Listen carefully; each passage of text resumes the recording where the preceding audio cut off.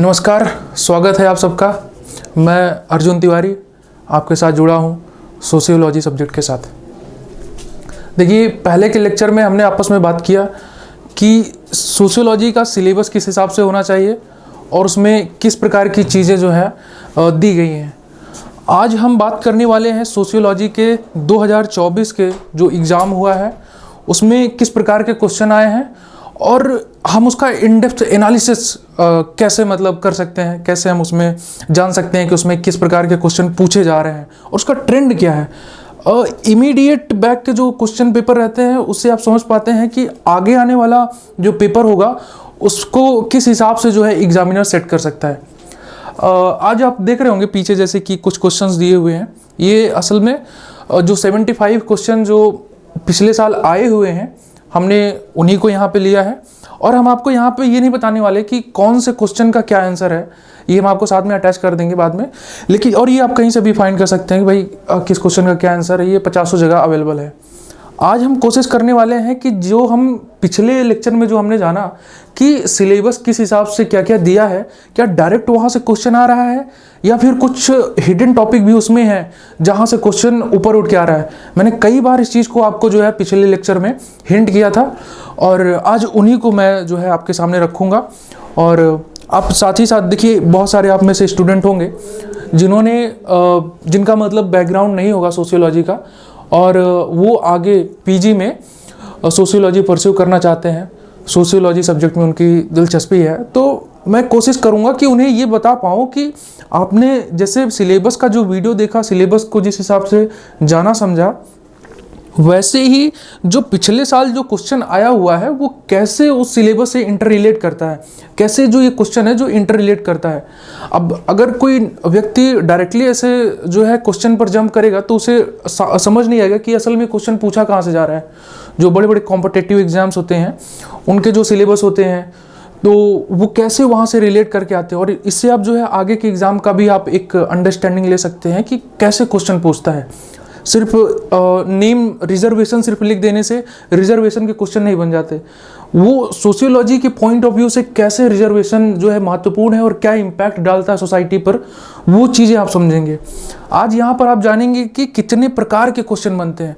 ये डायरेक्ट देखिए जैसे वन लाइनर टाइप का ये क्वेश्चन नहीं रहेगा, और भी जैसे असर्शन रीजन हो गया, स्टेटमेंट हो गया और अलग अलग जो और पेपर्स हैं। जैसे अगर आप यूपीएससी सीएससी के भी पेपर देखें तो उसमें जिस हिसाब का जो ट्रेंड रहता है उसी के आधार पर जो है एग्जामिनर जो अलग अलग एग्ज़ाम होते हैं जो सब्जेक्ट स्पेसिफिक भी होते हैं, तो वो भी इसी प्रकार से एक प्रकार से मैच करके ही क्वेश्चन बनाते हैं।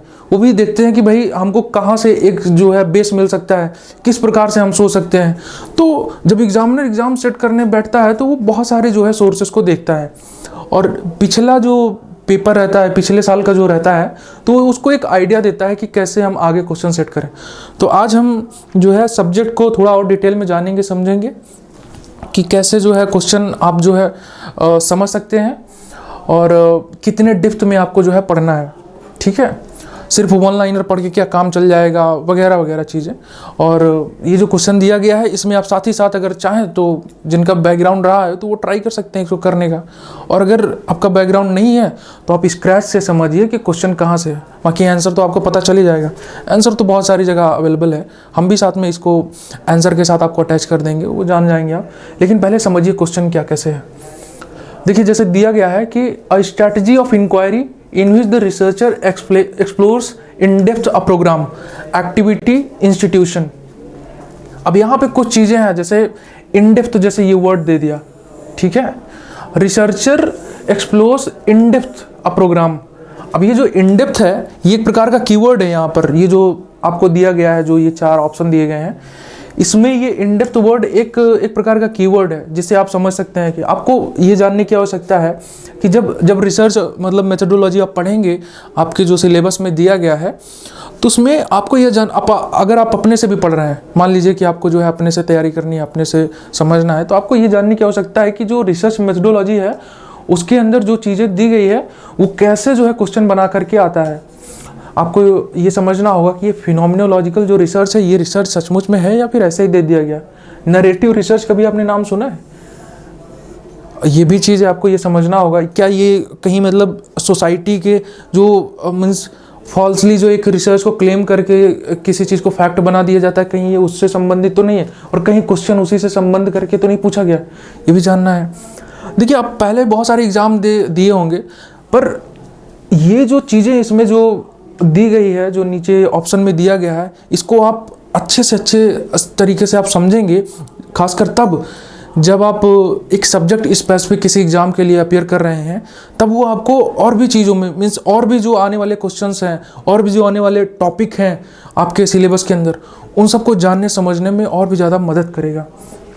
ठीक है, एथनोग्राफी हो गया, एथनोमेथडोलॉजी हो गया, तो इन सबको आपको मीन्स समझना होगा कि ये जैसे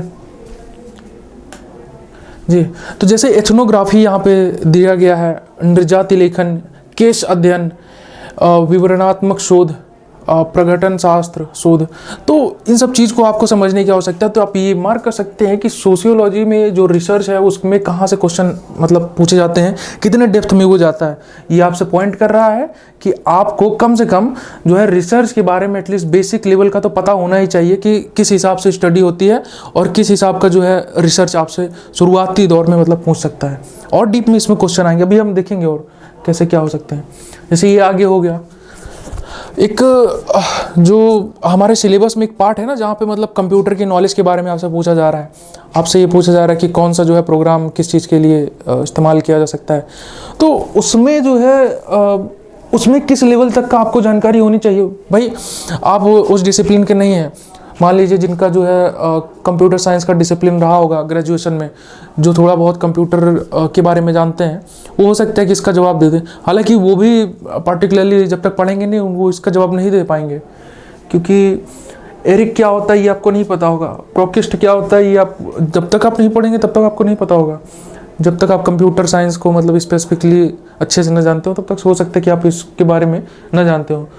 लेकिन इसमें देखिए क्वेश्चन के हिसाब से आप देखिए, ये सिंपल सा बस वन लाइनर टाइप का क्वेश्चन यहाँ पे ये पूछ करके मीन्स एक प्रकार से ये आपको डिमॉन्स्ट्रेट कर रहा है कि बहुत ज़्यादा डेप्थ की इसमें आवश्यकता नहीं है। हालांकि हम पढ़ेंगे उसमें किस हिसाब से, हो सकता है कि और भी आगे इसमें इतना तक पूछा है तो हो सकता है और भी आ जाए कि ऑनलाइन डेटाबेस को एनालिसिस करने के लिए क्या किसी AI टूल का इस्तेमाल होता है कि नहीं। तो कुछ ऐसा चीज़ें हैं जो हम थोड़ा एक्स्ट्रा करके पढ़ेंगे और जानेंगे समझे, क्योंकि यहाँ तक अगर पूछ लिया है तो हो सकता है कि इसके आगे भी चीज़ें आ जाएँ। तो ये आपको जानने समझने की आवश्यकता है। अब आगे का क्वेश्चन देखते हैं।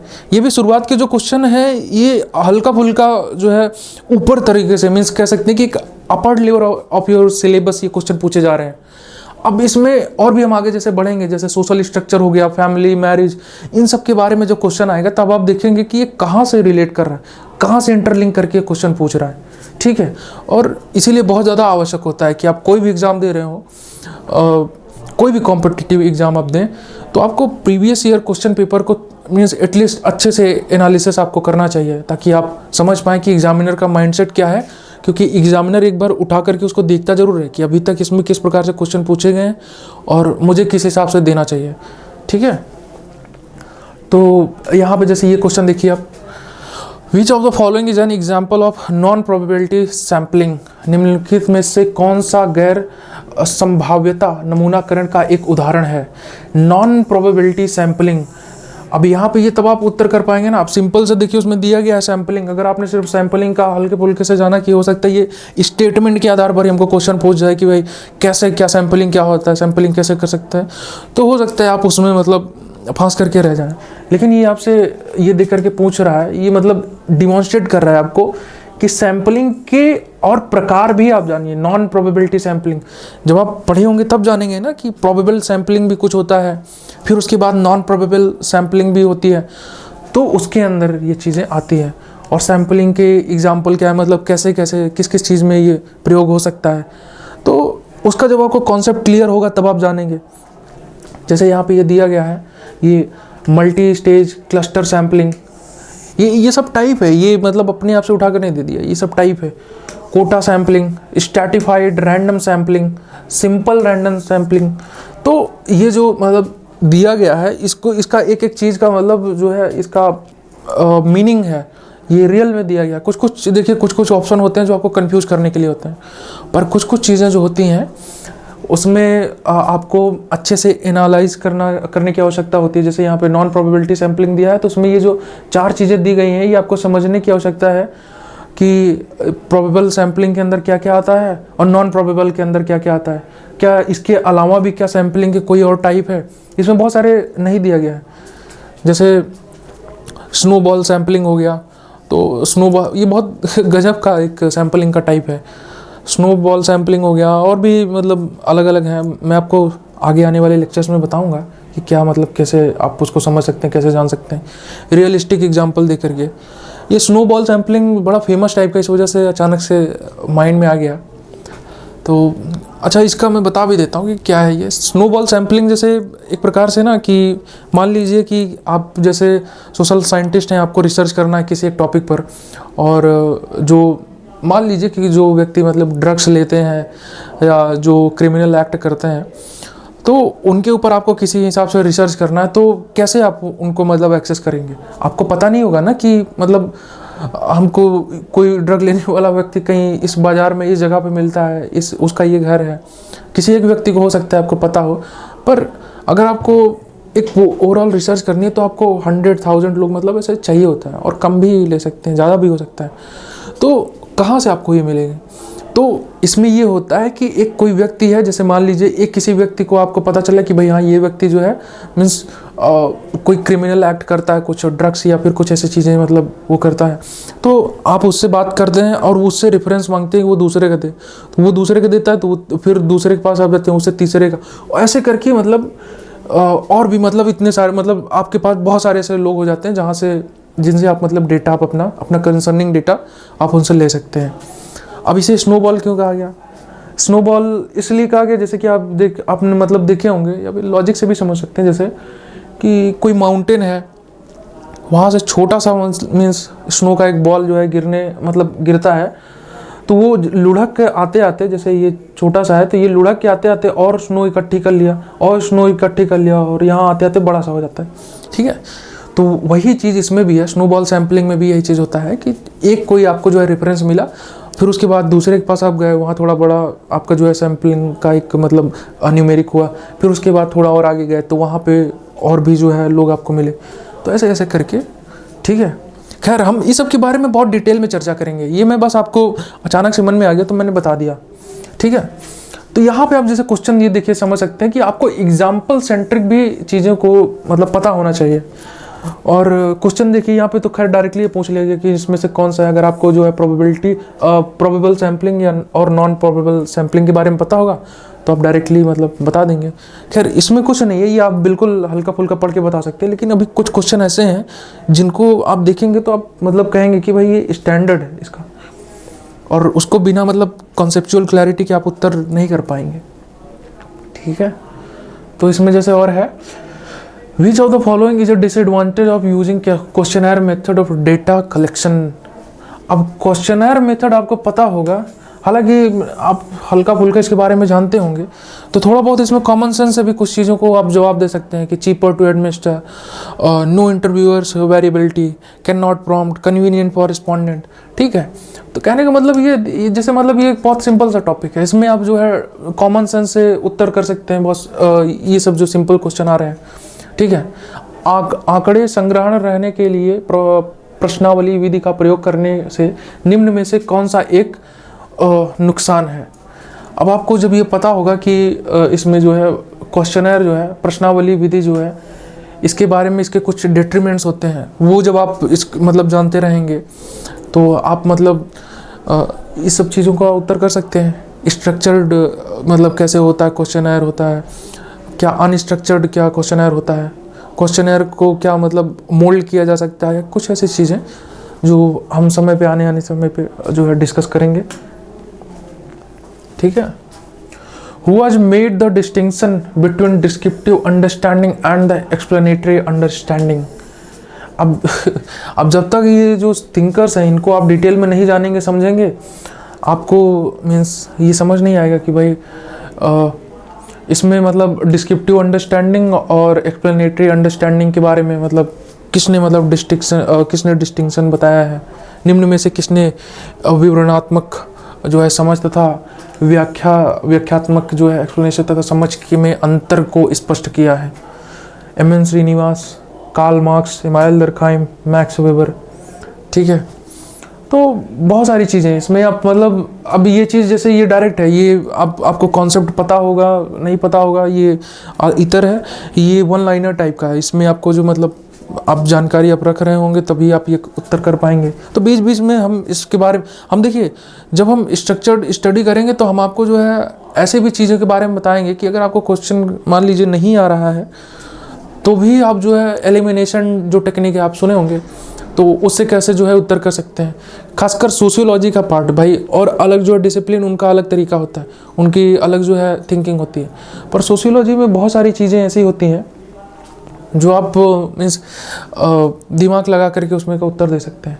अब जैसे यहाँ पर दिया गया है descriptive understanding and explanatory understanding. अगर आपको पता होगा कि एम.एन. श्रीनिवास जो है ये किस जो है पद्धति का यूज करके इन्होंने सोशल रिसर्च किया, तब आप समझ जाएंगे कि क्या उन्होंने बात भी की थी डिस्क्रिप्टिव अंडरस्टैंडिंग या एक्सप्लेनेटरी अंडरस्टैंडिंग की या नहीं। कार्ल मार्क्स के समय इन सब चीज़ों को लेकर कभी चर्चा हुआ भी था या नहीं। ठीक है, तो अगर पता होगा तो आप इसे सिंपल सा उत्तर कर सकते हैं। और आगे हम बढ़ते हैं। ये अब कुछ चीज़ें हैं, देखिए जैसे किताबों का नाम जो है ये मतलब एक दो क्वेश्चन तो पूछ ही लेता है। अभी जैसे इसमें देखिए द मदर्स दे दिया गया, अब आपको ये तो पता होगा या तो नहीं पता होगा, ये सिंपल सा मतलब एक चीज़ है, ये सिंपल सा फंड है। तो हम बहुत सारी किताबों का भी आपको मतलब बारे में बताएंगे जो फेमस जो रेलिवेंट है, वैसे तो बहुत सारे हैं। ठीक है, तो हम आगे बढ़ते हैं और इसमें लगभग 84-85 इसमें जो है स्लाइड है। हम इसमें डिस्कस करने का ये प्रयास कर रहे हैं कि आपको बताएं कि कैसे टाइप का क्वेश्चन पूछा जा रहा है और कितने इन डेप्थ तक के। और ये चूँकि ये पिछले ही साल का है, 2024 का ही है, तो इसमें ज़्यादा से ज़्यादा समझ होनी बहुत ज़्यादा मतलब आवश्यक है। ठीक है, a group which serves a model for making evaluation और डिसीजन इज कॉल्ड। इसमें एक समूह जो मूल्यांकन या निर्णय करने के लिए प्रतिमान के रूप में कार्य करता है वह क्या कहलाता है। अब ग्रुप, जैसे मैंने ग्रुप के बारे में पिछले लेक्चर में ही कहा था कि ग्रुप, सोशल ग्रुप के बारे में बहुत सारे क्वेश्चन आएंगे। सोशल ग्रुप को आपको अच्छे से समझना होगा, ग्रुप से संबंधित बहुत सारी चीज़ें हैं। तो ग्रुप के बारे में आप थोड़ा जानेंगे समझेंगे पहले से ही, तब आप उसका उत्तर दे पाएंगे। जैसे एंटिसिपेटरी ग्रुप हो गया, यहाँ पे रेफरेंस ग्रुप दिया गया है, इन ग्रुप आउट ग्रुप का कॉन्सेप्ट हो गया। ठीक है, तो अब ये भी जानना बहुत आवश्यक है कि इसका कॉन्सेप्ट दिया किसने, इसको बोला किसने है। ये जैसे प्राइमरी सेकेंडरी ग्रुप, इसको किसने मतलब डिफाइन किया और होता क्या है, ये अब जब जानेंगे तब आप उत्तर कर पाएंगे, क्योंकि वन लाइनर में ये सब चीज़ें पूछ लेता है। ठीक है, इन ग्रुप आउट ग्रुप का concept, reference group, secondary group क्या होता है, तो इन सब को जो है आपको समझना होगा। पहले इसका कॉन्सेप्ट आपको ध्यान में रखना होगा, तब आप जानेंगे। तो ये बताने का प्रयास है कि ग्रुप जो टॉपिक है, जो सोशल ग्रुप जो टॉपिक है, उससे किस हिसाब से जो है क्वेश्चन पूछा जाता है। सिर्फ नॉर्मली मतलब हल्के फुल्के में से नहीं, इसमें इन डेप्थ में स्टडी करने की आवश्यकता है सोशल ग्रुप टॉपिक। जैसे वो पिछले वही लेक्चर मैंने बताया था कि 2-4 जो टॉपिक हैं, एटलीस्ट अगर आप अपने से करना चाह रहे हैं तो कम से कम इसको जो है मतलब 2-4 जो टॉपिक है इसको आप अच्छे से मतलब पढ़ें। इसको तो मतलब करना ही करना है। जैसे मैरिज हो गया, कल्चर हो गया, ठीक है, मैरिज हो गया, कल्चर हो गया, सोशल ग्रुप हो गया, फैमिली हो गया, तो ये बहुत ज़्यादा मतलब इम्पॉर्टेंट चीज़ है। इन सब के बारे में आपको पता होना चाहिए। मैं यहाँ पे देखिए सिलेबस से कितना ज़्यादा मतलब रिलेट करता है, और सिलेबस से कैसे मतलब इतर भी बहुत ज़्यादा दूर तो नहीं, लेकिन सिलेबस के आसपास की भी चीज़ें इसमें हैं। जैसे मैं कल चर्चा कर रहा था, इसी वजह से मैं ये आज ले आया कि आपको समझ में आए कि मतलब क्वेश्चन बनते कैसे हैं। डायरेक्ट जो सिलेबस में दिया गया है 1 लाइन टू 1 लाइन ऐसे क्वेश्चन नहीं बनता है। ठीक है, अब जैसे इसमें ये दिया गया है who is the author of, ये किताब के बारे में जैसे मैंने बात किया, अब यही किताब को क्यों यहाँ पे दिया गया, अब ये भी आपको समझना होगा। ठीक है, ये मतलब एक प्रकार से पॉइंट कर रहा है ना कि कुछ एक मतलब सोसाइटी से रिलेटेड कुछ ऐसी चीज़ है जो कि हैम्पर कर रही है। नए नए समाज में बड़े बड़े कॉन्सेप्ट बनते रहते हैं, समय समय पर कंटेम्प्रेरी कॉन्सेप्ट बनते हैं, डेवलप होते हैं। और ये यहाँ पे जैसे ये देखिए दिया गया है द सेकंड सेक्स, तो इसमें आपके जो सिलेबस में भी है जेंडर एक पहले ऐसे टॉपिक दिया ही गया है, तो द सेकेंड सेक्स क्या है, क्यों मतलब इसकी आवश्यकता पड़ी, क्यों इसे मतलब बनाया गया, तो ये समझने की आवश्यकता है।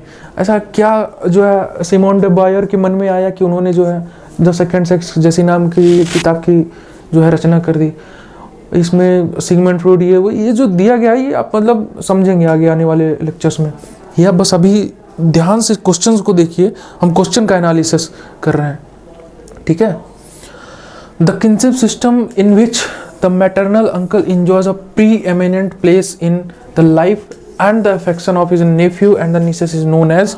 अब ये देखिए, जैसे मैंने बताया ना, फैमिली के बारे में आपको बहुत ज़्यादा नॉलेज होना चाहिए। ये अलग एक किनशिप का क्वेश्चन है।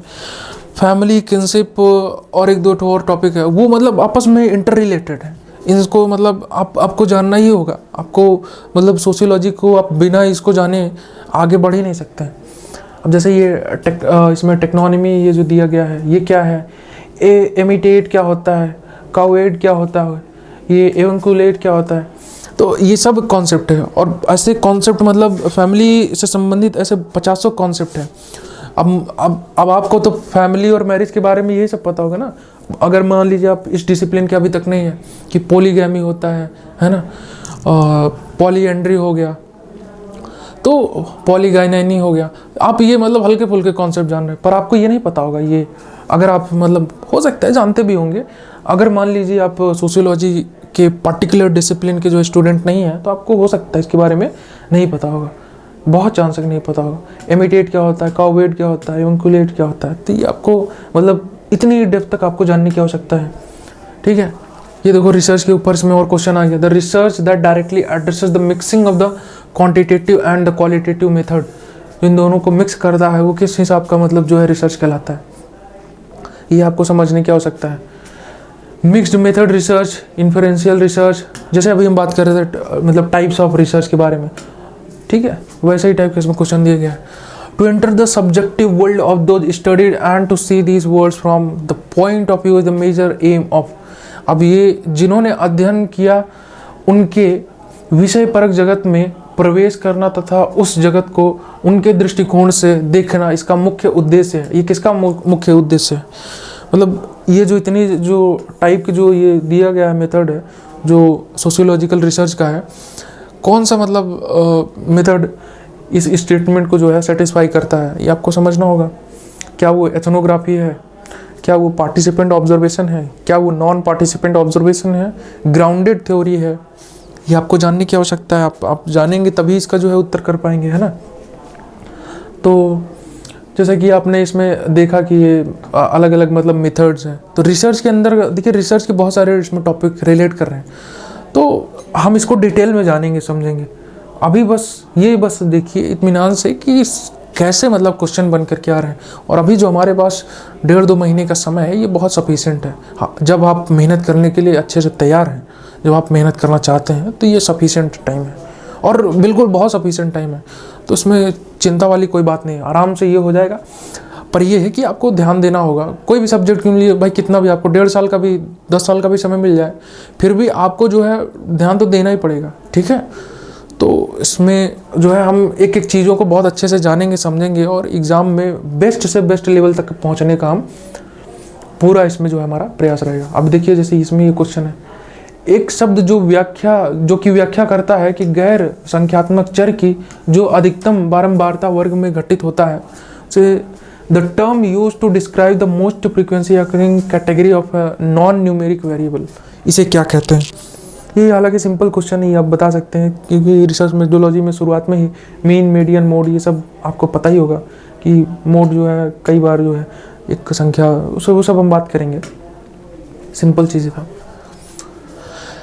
एक मानसिक दृष्टिकोण जो वैज्ञानिक खोजकर्ता के लिए उचित, पूर्व धारणा मुक्त, तटस्थ, निष्पक्ष जो भी सबूत प्रदर्शित करें। An attitude of mind deemed proper for a scientific investigator, detached, unprejudiced, open to whatever the evidence may reveal. इसे क्या सब्जेक्टिविटी कहते हैं, ऑब्जेक्टिविटी कहते हैं, ऑब्जेक्टिव रिलेशन। ये सब कॉमन सेंस से उत्तर करने वाली चीज़ें, ये आप जानते होंगे भाई। कोई भी व्यक्ति, भाई आपको पता ही होगा, ऑब्जेक्टिव आप एग्जाम दे रहे हैं तो ऑब्जेक्टिव के बारे में पता ही होगा कि किसी एक चीज़ का जो है समय समय पर आकर के उसका उत्तर बदल नहीं जाता, ठीक है। तो ये सब चीज़ें मतलब बहुत सारे क्वेश्चन ऐसे भी रहते हैं जो कि मतलब एक सिंपल से, मतलब आप कॉमन सेंस के आधार पर उसका उत्तर दे सकते हैं, ठीक है। अब ये देखिए जैसे इसमें आ गया, according to Durkheim which of the following not a characteristic of social fact. अब सोशल फैक्ट के कुछ डेट्रीमेंट्स होते हैं, वो आप जानेंगे तब इसका उत्तर कर पाएंगे, ठीक है। A hierarchical organizational structure designed rationally to coordinate the work of many individuals in the pursuit of large scale administrative task and organizational goal। अब इसमें जो है मतलब ये बात कर रहा है कि किस टाइप की, देखिए hierarchical organisation structure designed rationally, देखिए इसमें कई सारी चीज़ें हैं। एक बात कर लिया आपसे hierarchical organisation structure, hierarchical organisational structure design, structure के बारे में यहाँ बात कर लिया, डिजाइंड रेशनली बात कर लिया, कोऑर्डिनेट के बारे में बात कर लिया, ठीक है, लार्ज स्केल एडमिनिस्ट्रेटिव टास्क के बारे में बात कर लिया। तो ये ऐसा क्या है मतलब, एंड ऑर्गेनाइज्ड गोल। अब इन चारों में से किस चीज़ का ये जो है मतलब कैरेक्टरिस्टिक है, किस चीज़ का ये जो है डिस्क्रिप्शन बता रहा है। इतने सारे आपको जो है हिंट यहाँ पे दे दी, ये सारी चीज़, ये ओवरऑल डेफिनेशन ही है। तो आप पढ़ेंगे तब आप जानेंगे कि क्या ये आइडियल टाइप का है, क्या ये जेमाइन सॉफ्ट का है, जिसल सॉफ्ट का है, क्या ब्यूरोक्रेसी का है ये, ठीक है। तो हम इसके बारे में डिटेल से समझेंगे कि इसमें मतलब क्या ऐसा मतलब ये चीज़ है, इसमें क्या क्यों ये मतलब रिपीट कर रहा है, क्या इससे ये सब रिलेट करता भी है या नहीं।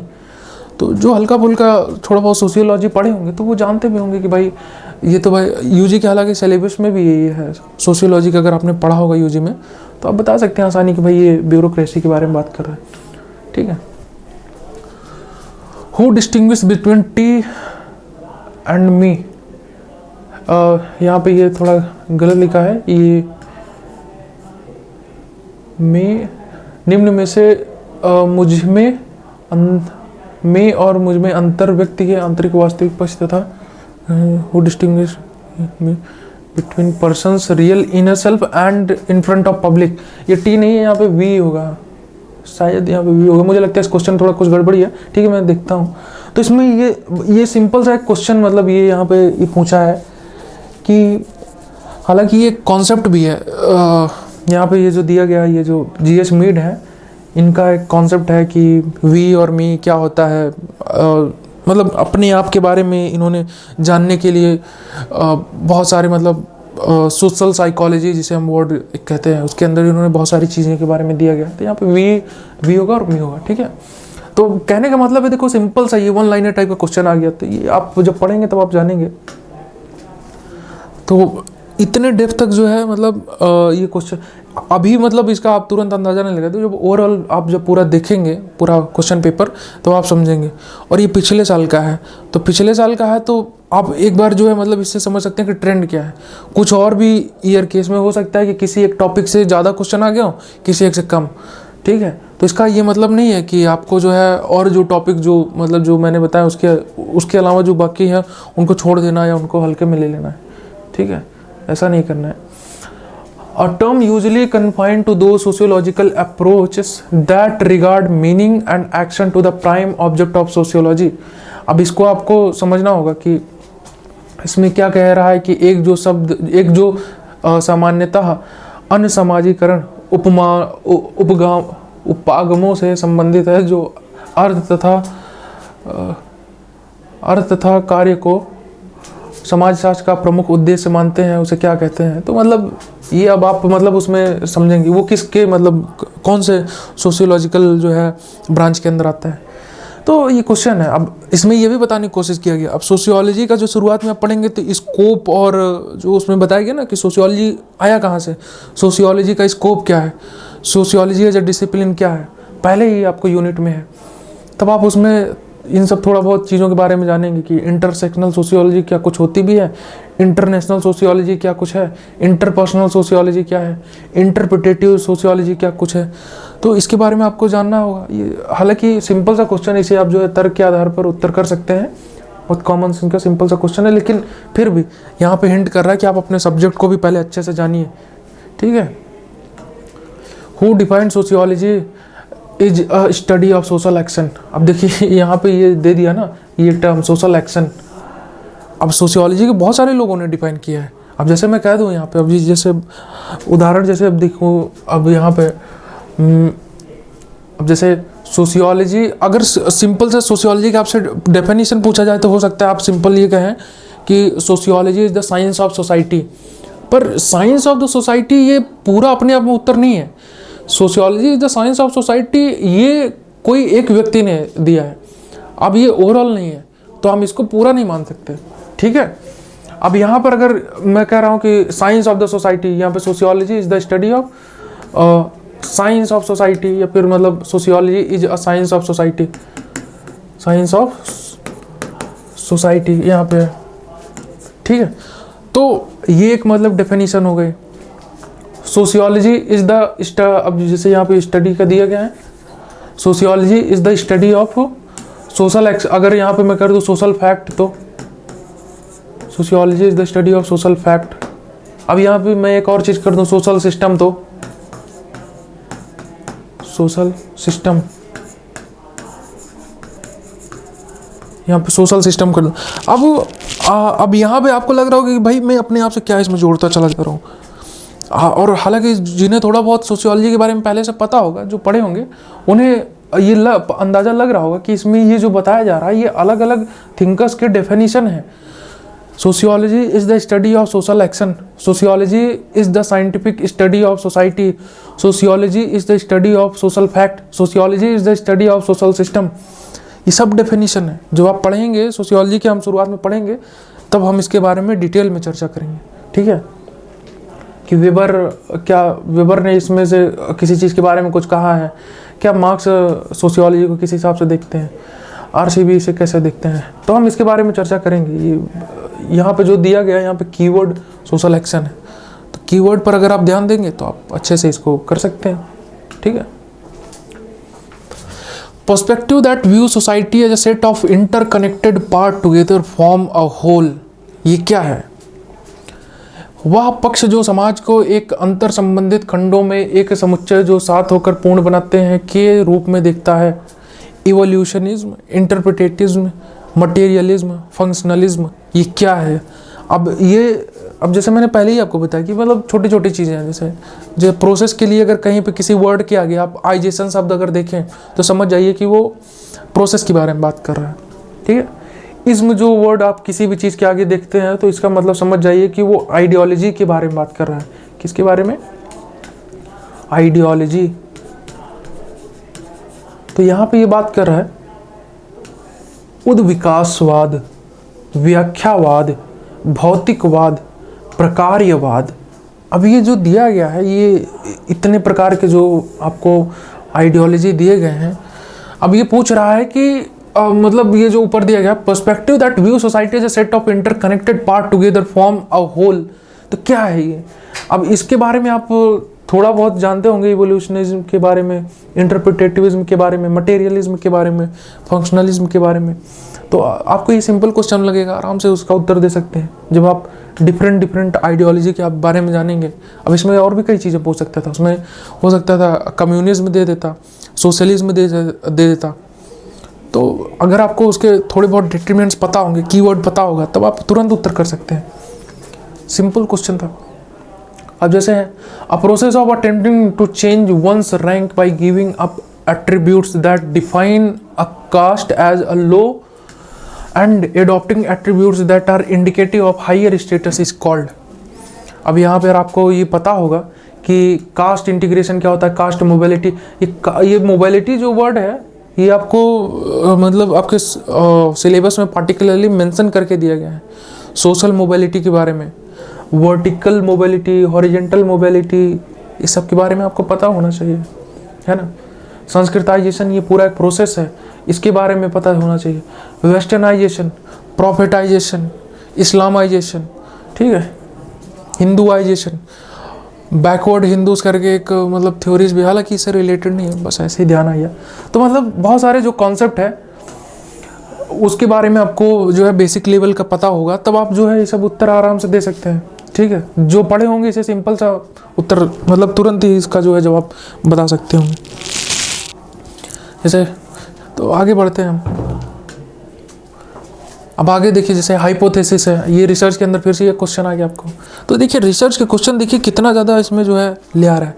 तो आपको रिसर्च वाला जो पार्ट है उसको समझना है अच्छे से, बहुत ज़्यादा डीप में उसमें नहीं जाना, लेकिन फिर भी आपको एटलीस्ट पता तो होना ही चाहिए हाइपोथेसिस क्या होता है। आपको जब ये पता होगा तभी आप ये चारों क्वेश्चन के जो है उत्तर, मतलब ये जो क्वेश्चन का उत्तर दे पाएंगे आप, ठीक है।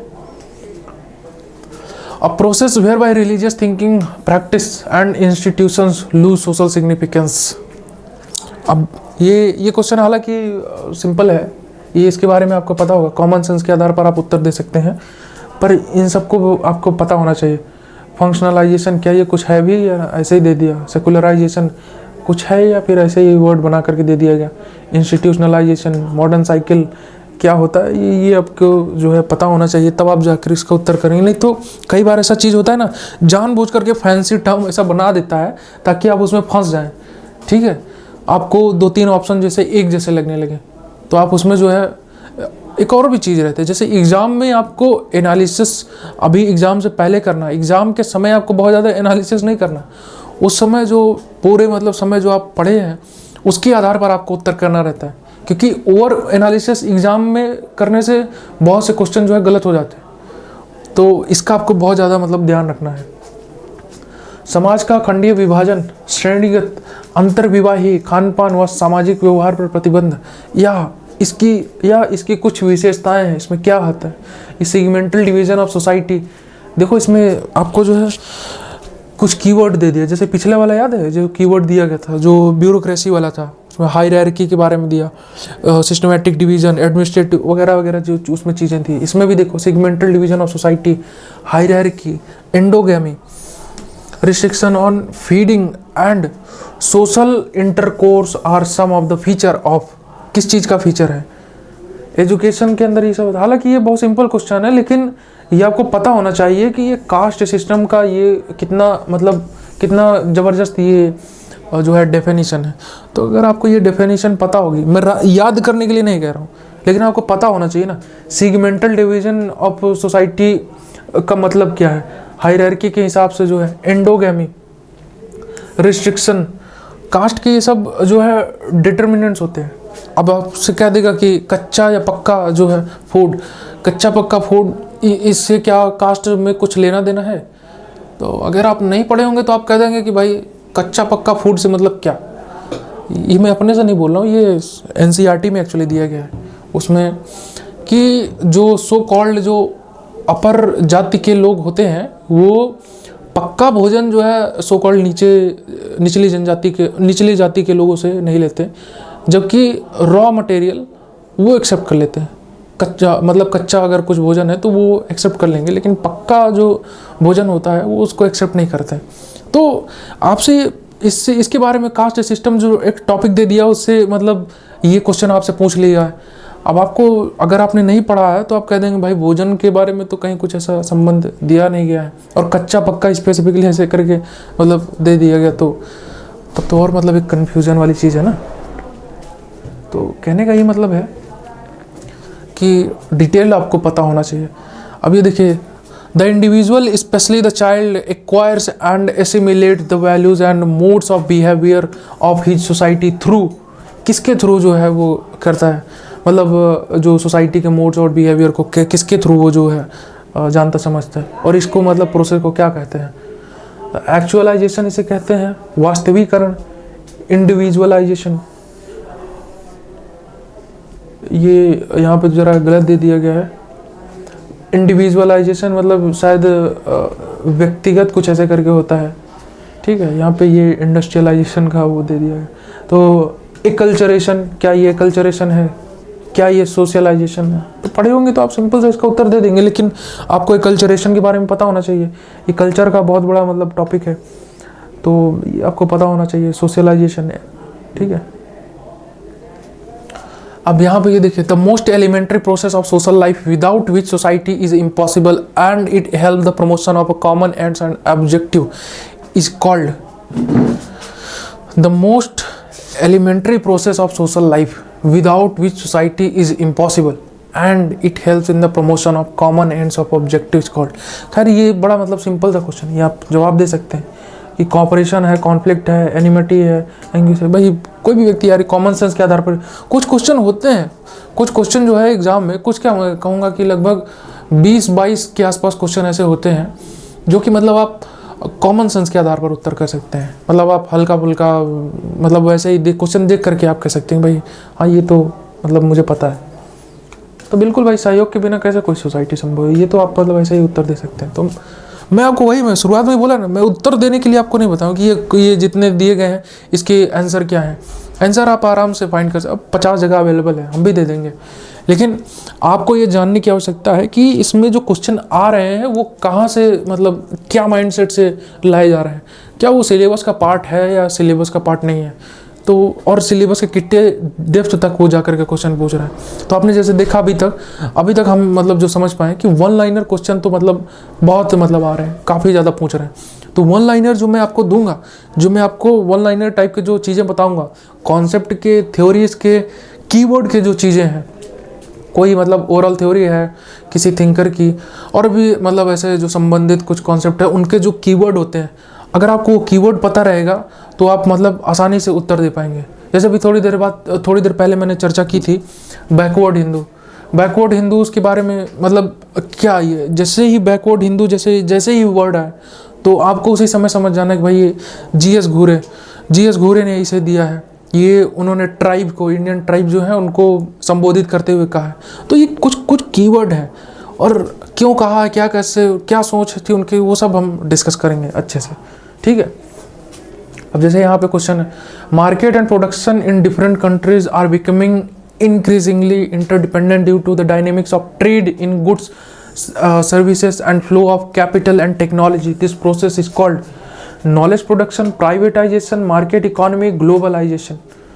तो अब कुछ चीज़ें, अब जैसे इसका मतलब आराम से आप उत्तर सिंपली मतलब इसको पढ़ करके आप दे सकते हैं, इसमें बहुत ज़्यादा कुछ टेक्निकल टर्म नहीं है। लेकिन आगे जो चीज़ें हैं उसके बारे में हमें थोड़ा जानने की आवश्यकता है। जैसे ये देखो, strategic plan for a research project that sets out the broad outline methods of data collection and analysis is referred as. अगर आपने डिटेल में स्टडी नहीं किया है तो आपको नहीं पता होगा कि ये रिसर्च डिज़ाइन क्या होता है, मल्टी लेवल मॉडल क्या होता है, रिसर्च एथिक्स क्या होती है, रिसर्च एथिक्स का क्या मतलब यूज़ है, और केस स्टडी किसे कहते हैं। अब मल्टी लेवल मॉडल जो दिया गया है, क्या ये मतलब कुछ है भी या फिर ऐसे ही है, तो इसके बारे में हमें मतलब हम समझेंगे अच्छे से, ठीक है। सिंपल सा क्वेश्चन था, लेकिन वही है कि अगर आपने पढ़ा होगा तो आसानी से जवाब दे सकते हैं। You have been asked to write a detailed report on good practices in policy research. Which of the following method would you choose? अच्छा ये देखिए, बड़ा मतलब बड़ा बढ़िया मतलब ये क्वेश्चन इसमें दिया गया है। अब आपको अगर जब तक ये चारों आपको नहीं पता होंगे तब तक आप इसका उत्तर नहीं कर पाएंगे। You have been asked to write a detailed report on good practices of policy research. On good practices of policy research, which of the following method would you choose? अब सर्वे मेथड करके भी आप बता सकते हैं, statistical analysis करके भी बताते हैं भाई। इतने सारी जो मिनिस्ट्रीज की रिपोर्ट आती है उसमें स्टैटिस्टिक का उपयोग होता है कि नहीं, तो क्या उसको मतलब करके अच्छे से बताया जा सकता है कि मतलब गुड प्रैक्टिसेस क्या है, क्या कैसे कहाँ। ये जो बजट जो रिपोर्ट आती है इंडिया का, इंडिया सर्वे रिपोर्ट आती है, इस सब में ये स्टैटिस्टिकल एनालिसिस करके ही तो देते हैं, तो क्या वो बेकार है? नहीं ना, तो आप उसे नकार नहीं सकते। सर्वे करके जो चीज़ें बताते हैं कि भाई अभी इस समय जो मतलब गरीबी कितने स्तर तक है, स्टैंडर्ड ऑफ लिविंग कैसा है समाज का, लोग हैप्पीनेस इंडेक्स क्या है, कितना है, कैसे है, सर्वे मेथड्स करके तो बताते हैं। एग्जिट पोल के जो नतीजे आते हैं, मतलब जो एग्जिट पोल जो निकाले जाते हैं इलेक्शन से पहले, तो वो सारी चीज़ें जो है सर्वे मेथड से ही वो आता है। तो क्या वो गलत है? क्या उसे नहीं यूज कर सकते हैं? बिल्कुल कर सकते हैं। अब देखो ना, ये विरोधाभास बन गया ना 2 में। अब तीसरे में केस स्टडी जो है, ऑब्जर्वेशन जो है, ऑब्जर्वेशन करके तो बहुत मतलब रिसर्च की ही जाती है। ऑब्जर्वेशन के बिना कैसे आप करोगे हैं? तो ऑब्जर्वेशन तो की है भाई। एम्पिरिसिज्म जो एक टेक्निक है जो रिसर्च करने की, उसमें तो ऑब्जर्वेशन की एक मतलब एलिमेंट ही है, ठीक है। केस स्टडी, अब केस स्टडी को जब तक आप अच्छे से नहीं मतलब किसी चीज़ को मतलब बहुत ज़्यादा डिटेल में अच्छे से जानना समझना, हालांकि उसका उत्तर भी यही है, लेकिन केस स्टडी के भी कुछ डिट्रीमेंट्स होते हैं, उसको आप जानेंगे समझेंगे तब आप इसका मतलब उत्तर कर पाएंगे। लेकिन अगर जिनको नहीं पता है केस स्टडी के अंदर भाई कैसे हम मतलब क्या करते हैं, तो वो डायरेक्टली इसका जवाब आप मतलब ऐसे नहीं दे पाएंगे। हो सकता है कि कॉमन सेंस के आधार पर इसमें आपका जो है मन भिड़ जाए, पर survey method, statistical method, observation, इन सबको आप नकार नहीं सकते, है ना। ये सिंपल सा क्वेश्चन है, मीन ऊन निकालने के लिए दिया जा रहा है। ये मतलब बहुत रेयरली ऐसे न्यूमेरिकल से कुछ पूछा जाता है, बस सिंपल सा चीज़ है, इसमें कुछ नहीं है। मीन के बारे में पूछा है, अब मीन का सिंपल सा फॉर्मूला होता है ना कि टोटल जितना ये नंबर दिया गया इन तीनों को जोड़ दो, कितनी बार आया, 3 बार आया। अब 900 है तो 3 से डिवाइड कर दो, अब 900 को 3 से डिवाइड कर दो, आ जाएगा। तो ये सिंपल सा, ये सब फालतू दिया है, लेकिन आपको जानना तो भाई पड़ेगा ही। तो न्यूमेरिकल तो बिल्कुल ही मतलब आपको नहीं टच करना, वो बस आपको घुमाने के लिए दिया है, इतना हर किसी को पता होता है, ठीक है। An untested statement about the relationship between concept within a given theory is called. तो इसमें क्या बोल रहा है कि अनटेस्टेड स्टेटमेंट, एक अपरीक्षित कथन जो दिए गए सिद्धांत से जुड़ी अवधारणाओं के बीच संबंध के बारे में हो, क्या कहलाता है? Research design, pilot study, hypothesis, case study. अब ये आपको पता तो हो तब आप ना जवाब देंगे कि रिसर्च डिजाइन पहले क्या होता है ये जानना। पायलट स्टडी क्या होता है? पायलट स्टडी अब मतलब जब पूरा रिसर्च डिज़ाइन आप समझेंगे, उसका स्टेप बाय स्टेप एक प्रोसीजर होता है कि पहले जो है आपको प्रॉब्लम फॉर्मेशन आपको पहले पता होना चाहिए। आप पहले जो है एक रिसर्च प्रॉब्लम को आप आइडेंटिफाई करेंगे, फिर उसके बाद लिटरेचर रिव्यू करेंगे, फिर उसके बाद जो है डेटा कलेक्शन, ये वो फलाना ढिमकाना उसमें सब आता है। तो उसमें पायलट स्टडी भी एक पार्ट होता है।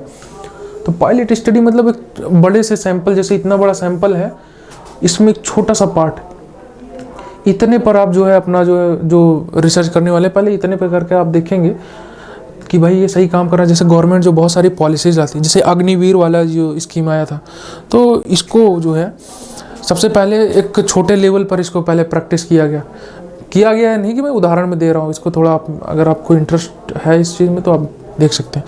गवर्नमेंट कोई भी पॉलिसी लाती है तो सबसे पहले उसको पायलट प्रोजेक्ट में डाल देती है कि पहले उसको जो हम जानेंगे, थोड़ा बहुत इसका आउटकम समझेंगे, इसका इफेक्ट क्या है, फिर उसके बाद जो है हम उस पर अच्छे से इसको इम्प्लीमेंट कराएंगे, ठीक है। अब हम आगे बढ़ते हैं। इसमें बहुत सारे क्वेश्चंस हैं। The difference between material and non material culture के बारे में जानेंगे। अब देखिए इसमें जो दिया गया है कल्चरल कॉन्शियसनेस, कल्चरल लैग। अब कल्चरल लैग भाई क्यों नहीं होगा इसका आंसर? आप खुद सोच करके देखिए, हैं। कल्चरल डिफरेंस ही इसमें मतलब इसका आंसर ये क्यों नहीं हो सकता? कल्चरल डेविएशन क्यों नहीं हो सकता? ये भी तो एक प्रकार से डिफरेंस ही बता रहा है। तो ये जो ऑप्शन है, ये तीनों चारों, ये आपस में क्यों मतलब कैसे मतलब जो है एक स्पेसिफिक उत्तर बनाते हैं इस क्वेश्चन के लिए, ये आपको समझने की आवश्यकता है। ये जो दिया गया है ये कल्चरल कॉन्शियसनेस, ये इसका क्या अर्थ है, कहाँ से ये आया, क्या कैसे, तो ये थोड़ा आप जानेंगे। हम आगे आने वाले लेक्चर में इसके बारे में अच्छे से पढ़ेंगे, ठीक है। A system of agency of formal social control. अब social control, formal social control, ये इसमें एक मतलब सिंपल सा ये आपको कीवर्ड ही दे दिया, फॉर्मल सोशल कंट्रोल। अब सोशल कंट्रोल के ये बहुत सारे तरीके, अब ये जो इसमें दिया गया है, मोरेज, फोकवेज, रिलीजन, लॉ, ये चारों जो है सोशल कंट्रोल के मीडियम है, चारों ही सोशल कंट्रोल के मीडियम है। पर फॉर्मल लिख दिया तो आप लॉ करेंगे। रिलीजन भी होता है, रिलीजन भी सोशल कंट्रोल के लिए होता है, पर केवल वही उसका जो है, केवल उसका मतलब सोशल कंट्रोल ही उसका पूरा जो कह सकते हैं कि एम नहीं होता। फोकवेज भी है, जनरीतियाँ हैं। मोरेज और फोकवेज में अंतर क्या है, क्या होता है ये, इसके साथ एक और जोड़ दीजिए, नॉर्म्स जोड़ दीजिए, वैल्यूज़ यहाँ पे जोड़ दीजिए। तो ये सब में क्या डिफरेंस है और सब में कैसे एक दूसरे से भिन्न है। Social mobility is classified into positive and negative mobility, inward and outward mobility, material and non material mobility, vertical horizontal mobility के बारे में। तो इसमें सोशल मोबिलिटी को क्लासीफाई मीन्स इसमें पूछ रहा है कि सोशल मोबिलिटी को किस में जो है हम क्लासीफाई करते हैं। तो मोबिलिटी के बारे में जब हम डिटेल में पढ़ेंगे तब इसके बारे में आपको बताएंगे कि क्या ये कुछ होता भी है, इनवर्ड आउटवर्ड क्या कुछ है, मटेरियल नॉन मटेरियल है, वर्टिकल हॉरिजॉन्टल मोबिलिटी क्या होती है। हालांकि अभी मैं थोड़ी देर पहले बता ही दिया था इसका उत्तर, पर खैर उत्तर बताने के लिए नहीं हूँ मैं आपको बस इसमें बस जानकारी दे रहा हूँ कि कैसे आपको जो है क्वेश्चन को आप पहले समझिए कि ये क्वेश्चन जो पूरा ओवरऑल जो सिलेबस आपको 2 पेज का दिया है 3 पेज का, उसमें आपको मतलब कैसे उन चीज़ों को आप कैसे यूटिलाइज कर रहा है वो पूरे सिलेबस को क्वेश्चन बनाने के लिए, ठीक है। और कितने डेप्थ तक आपको जाना है। ये नहीं कि सोशल मोबिलिटी आप पढ़ रहे हैं तो सोशल मोबिलिटी में ही वर्टिकल मोबिलिटी के अंदर ही आप जो है अच्छे खासे थिंकर और ये सब को पढ़ डाले और उसका फिर कोई मतलब भी नहीं निकला, ठीक है। According to Durkheim sociology is the study of, ये देखो अभी थोड़ी देर पहले ही हम बात कर रहे थे कि मतलब अलग अलग डेफिनेशन, तो सोशियोलॉजी जो वर्ड है इस पर आपको अच्छे से नॉलेज होनी चाहिए, तब जा कर के आप ये सब मतलब सिर्फ सोशियोलॉजी ही नहीं, इसका डेफिनेशन किसने दिया और कौन इम्पोर्टेंट लोग हैं। इम्पोर्टेंट मतलब 4-5-6 लोग ऐसे हैं जो क्लासिकल थिंकर हैं और उनका जो है कहा गया हर चीज़ भाई वो सत्यवाणी है, तो उसको मानना ही पड़ेगा, है ना, उसको ध्यान में रखना ही पड़ेगा। branch of sociology which largely coincide with the social work or social welfare in which the finding or the conclusion of sociology are applied to the concrete cases, experimental sociology, synthetic sociology, formal sociology, applied sociology। अब sociology के different प्रकार जैसे हम पहले चर्चा कर चुके हैं कि हम इसके बारे में पढ़ेंगे बताएंगे, तब भी मतलब जो अलग अलग जो टाइप्स दिए गए हैं हम इसके बारे में डिटेल में पढ़ेंगे, तो थोड़ा हमको मतलब इसको पढ़ने में मज़ा भी आएगा कि आप अलग अलग प्रकार के समाजशास्त्र क्यों मतलब रखे गए। समाज शास्त्र ही क्यों रखा है भाई, हम पहले भी इसके बारे में बात करें हैं ना कि इतने सारे डिसिप्लिन है सोशल साइंसेस के, हिस्ट्री, ज्योग्राफी, पॉलिटी, इकोनॉमी, तो ये सबको मिला करके हम ओवरऑल समाज को ही पढ़ते हैं, तो फिर सोशियोलॉजी की क्या आवश्यकता पड़ी, तो हम उसको पढ़ेंगे। अब ये जैसे मैं कल बता रहा था आपको कि फर्स्ट बैकवर्ड कमीशन, ये मतलब कि मंडल कमीशन और रिजर्वेशन इन सब को मतलब कौन सी जो है लीगल कमेटी है वो एंडोर्स करती है, तो देखो उस टाइप के क्वेश्चन भी इसमें देखो पूछे जा रहे हैं। तो इससे आपको ये मतलब ध्यान में रखना है कि ये जो रिसेंट के जो लॉज हैं, रिसेंट के भी और पहले के भी जो सिग्निफिकेंट लॉज हैं और जो कमीशंस बने हुए हैं रिजर्वेशन के सिस्टम को और 2-4 और जी मतलब कास्ट वोस्ट की जैसे जो चीज़ें हैं उनको मतलब एंडोर्स करने के लिए, उन्हें डीमोटिवेट करने के लिए कुछ अगर कहा गया या कुछ बात हुई है तो उसको आपको समझना होगा, ठीक है। और वो मैं आने वाले लेक्चर्स में आपको बताऊंगा, अच्छे से डिटेल में बताऊंगा। काका केलकर कमीशन, मंडल कमीशन, सच्चर कमीशन और ये खड़िया कमीशन जो है ये, इसके बारे में हम मतलब देखेंगे कि इसमें क्या है। अब ये मतलब वैसे ही टाइप का है कि अगर लॉ के बारे में आपको पता है तो आप कर सकते हैं, वो सब चीज़ जो है आप कॉमन सेंस के आधार पर नहीं उत्तर कर पाएंगे, ठीक है। ये सब आप बता सकते हैं, ये सिंपल सा चीज़ है, जैसे rule by a male head of a social unit over other man, all women and children is called, ठीक है। तो ये सब आप बता सकते हैं, ये सिंपल सा मतलब वो चीज़ है, पर कुछ चीज़ें ऐसी होती है जो मतलब आपको अच्छे से मतलब जब तक नहीं पता होंगे आप उत्तर नहीं कर पाएंगे। अब ये देखिए, अब ये दूसरा एक नया टाइप ऑफ क्वेश्चन आ गया है आपके पास। अभी तक आप 1 लाइनर टाइप का देख रहे थे और उसमें भी मतलब कैसे कैसे मतलब घुमा करके चीज़ें पूछ रही थी, और अब देखो इसमें क्वेश्चन जो आ गया है असर्शन रीजन टाइप का।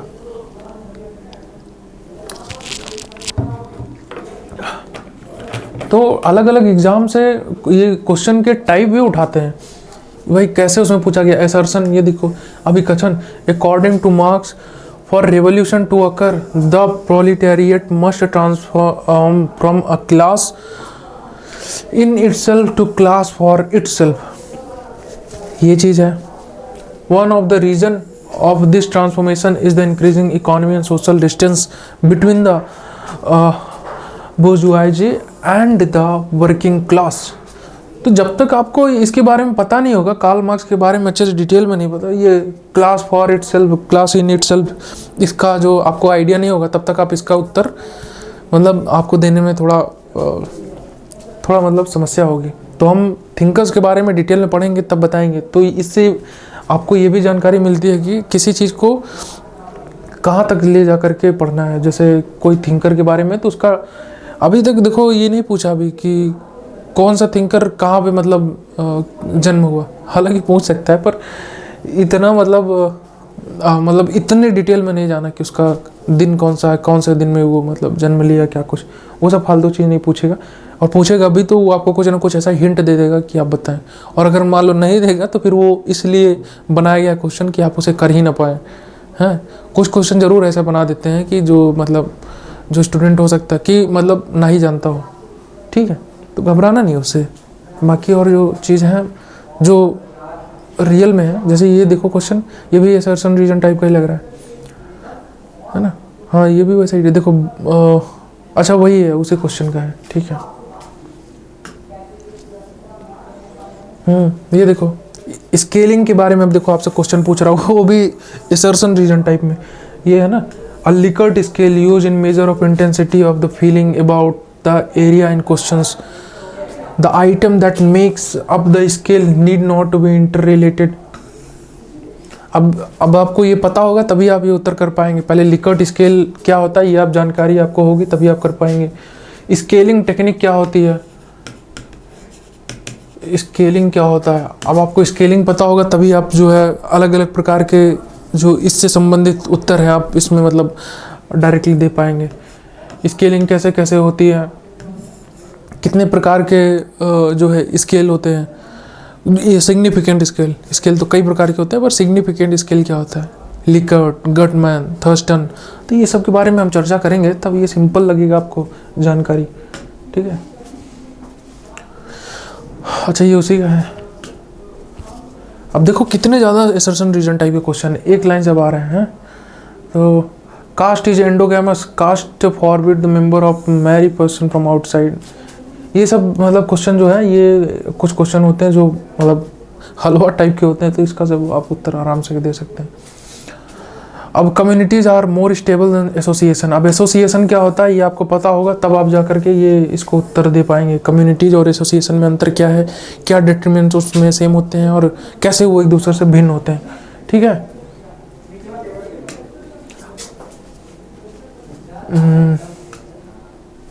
अब a norms is a shared expectation of behavior that is considered culturally appropriate. Norms regulate the behavior although they lack the formal status of rules. अब नॉर्म्स, मोरेज, फोकवेज, ये सब के बारे में हम थोड़ा डिटेल में जानेंगे तभी सब के बारे में हम अच्छे से उत्तर कर पाएंगे, है ना। तो हम इसके बारे में डिटेल में पढ़ेंगे आगे चल करके।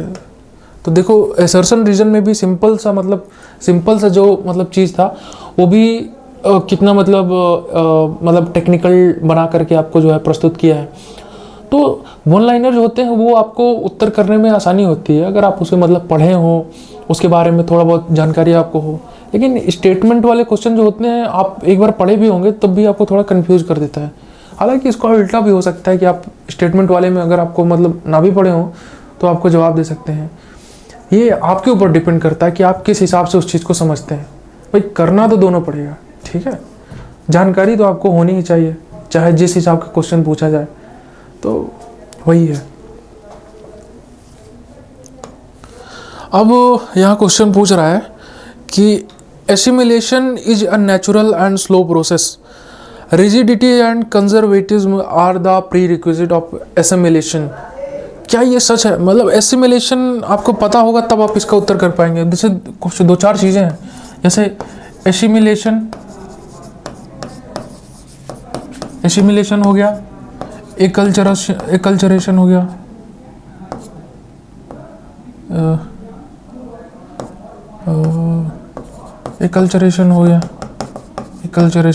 एसिमिलेशन, एकल्चरेशन और एक दो और इसमें है, हम उसके बारे में और चर्चा करेंगे। एसिमिलेशन में पूरी तरीके से मतलब मिल जाना, कल्चरेशन में थोड़ा, तो ये सब चीज़ें हैं, इसके बारे में हम डिटेल में देखेंगे। इसको लिखने का ये मतलब था कि ऐसी जो चीज़ें हैं ये आपको सिंपली लगता है कि भाई इसका तो मतलब मुझे पता है, पर सोशियोलॉजिकल टर्म में इन सब का अर्थ डिफरेंट हो जाता है, डिफरेंट इसमें मतलब मीनिंग हो जाती है, ठीक है। तो जैसे वर्ड आपने सुना होगा, ये स्टेट जैसे ये वर्ड है, इसकी बहुत मतलब अलग अलग मीनिंग होती है ना। स्टेट अगर आप पॉलिटी के उसमें देख रहे हैं तो उसका स्टेट का अर्थ अलग हो जाएगा। अगर आप उसे प्रैक्टिकल मीन्स पॉलिटिकल साइंस के नज़र से देख रहे हैं तो उसका स्टेट का अर्थ अलग हो जाएगा। इंग्लिश एज अ वर्ड के नज़र से आप देख रहे हैं तो उसका अर्थ अलग हो जाएगा। आप जानते हैं ये चीज़। अब हम इसमें और देखते हैं। देखो बहुत सारे इसमें जो है सर्सन रीजन के बहुत सारे क्वेश्चन दिए गए हैं। Non material culture consist of ideas, custom, belief of people. Change in technology will not bring any change in culture. कुछ क्वेश्चन है जो आप कॉमन सेंस के आधार पर उत्तर दे सकते हैं। ये सिंपल क्वेश्चन था, ये आप आराम से बता सकते हैं। ये देखो, अब इसके बारे में आपको अगर मतलब पता होगा तभी आप उत्तर कर पाएंगे, नहीं पता होगा तो आप नहीं बता पाएंगे, है ना। Dowry prohibition act, immoral traffic prevention act, protection of women from domestic violence act, the equal remuneration act, indecent representation of women prohibition act. ठीक है। अब इस सब को मतलब वो करने का तो बात अलग है कि इसको बारे में जानकारी आपको होनी चाहिए। इसमें बोला है कि ये जो आए हैं इसको सीक्वेंस से लगाइए, कब कब आप आए हैं, कब कब ये मतलब आए हैं।